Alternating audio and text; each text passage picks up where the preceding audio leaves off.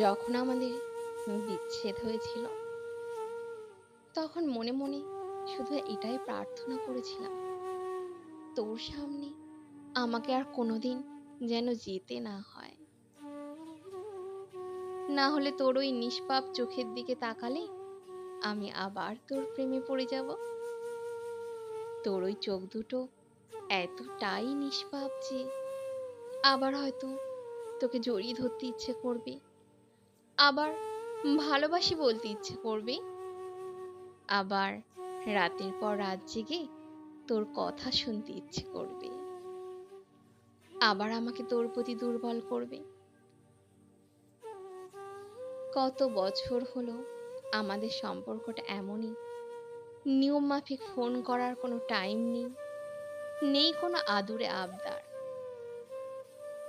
যেটা থেকে গেছে সেটা হলো আফসোস, যে আফসোস আমাকে প্রতিদিন কুরে কুরে খায় আর বলে, কেন তোকে ভালোবাসতে গেলাম? শুধু বন্ধু হয়ে থাকলে কি খুব খারাপ হতো? তোকে এইভাবে হারাতে তো হতো না।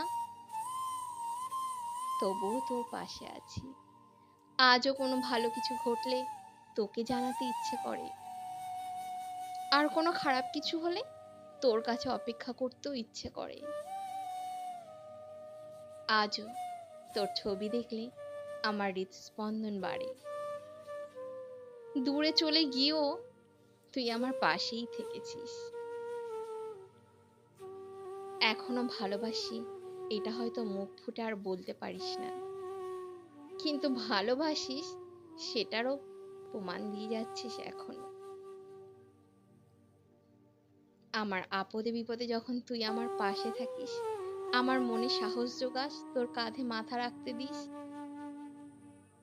আমার তোর কাছে এইটুকুই পাওয়া। এইটাই বা তোর থেকে কজন পেয়েছে বল? এই তোর থেকে এইটুকু পেয়ে নিজেকে এখন লাকি মনে করি। অনেক কষ্ট দিয়েছি একসময় তোকে, তাই তোকে ভালোবেসে এইটুকু পাওয়া থেকে নিজেকে আর বঞ্চিত করব না।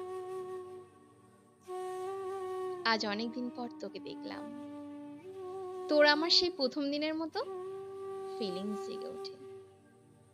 তোরও এমন হয় বুঝি? আজও আমার হোয়াটসঅ্যাপ স্ট্যাটাস গুলো তোর জন্যই তৈরি হয়। তোরগুলো কি আমার জন্য দেওয়া হয় বুঝি? তুই সেই স্ট্যাটাস যে জন্যই দিস না কেন, আমার জন্য দিয়েছিস এইটুকু ভেবেই আমি খুশি। কারণ ভালো তো তুইও বেসেছিলিস, প্রেমটাও তুই করেছিলিস। তাই তো আমার সাথে ঘটে যাওয়া কোনো অঘটন আজও তুই সহ্য করতে পারিস না। তাই তো আজও বিপদের দিনে ছুটে চলে আসিস। আজও আমার গলার সুর শুনে বুঝে যাস আমি ভালো নেই। আজও আমার চোখের দিকে তাকিয়ে বুঝে যাস আমি ভালো নেই। তাহলে কেন মুখ ফুটিয়ে একবার বলিস না যে তুইও ভালো নেই? কিন্তু যে বইয়ের শেষ পাতায় আমি পৌঁছে গেছি, সেই বই দ্বিতীয়বার আর আমি পড়ব না রে।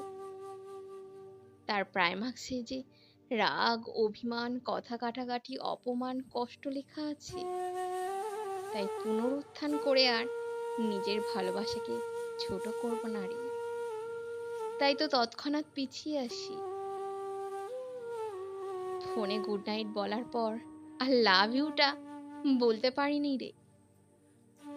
তাই আজও প্রার্থনা করি তোকে যেন আমার সামনে আর কোনো দিনও আসতে না হয়, নইলে তোর ওই নিষ্পাপ চোখের দিকে তাকালে আবার তোকে ভালোবেসে ফেলবো, আবার দুর্বল হয়ে পড়বো। শুধু ভয় হয় আবার না তোকে ভালোবেসে ফেলি।